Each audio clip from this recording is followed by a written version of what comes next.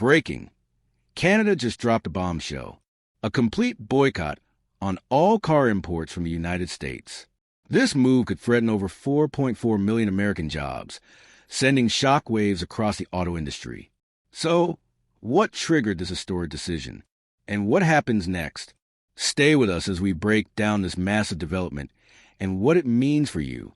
In a stunning turn of events, the Canadian government announced a sweeping ban on all American car imports, citing what they call economic aggression and unfair trade practices.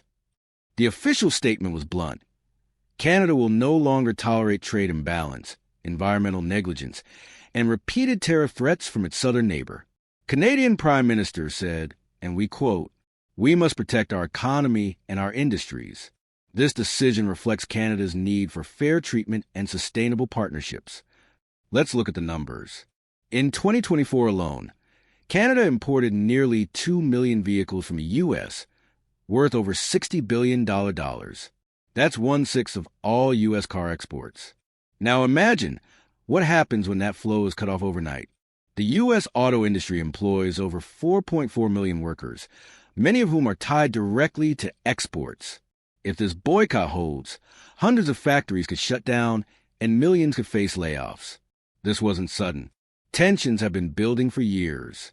Canada has long criticized the U.S. for white-heavy checkmark imposing unexpected tariffs on steel and aluminum, white-heavy checkmark subsidizing certain EVs unfairly, white-heavy checkmark violating parts of the USMCA trade agreement.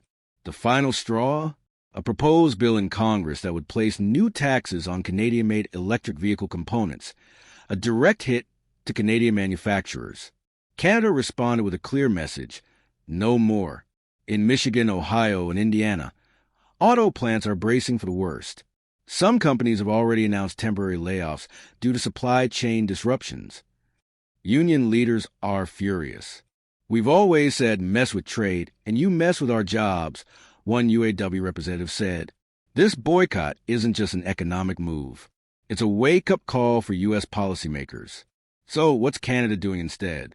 They're turning to European and Asian automakers, fast-tracking deals with companies from Germany, Japan, and South Korea. Even Chinese EV manufacturers, previously restricted, are now being welcomed in for talks. Canada is also investing billions in its own EV production, aiming to become a global leader without relying on American parts.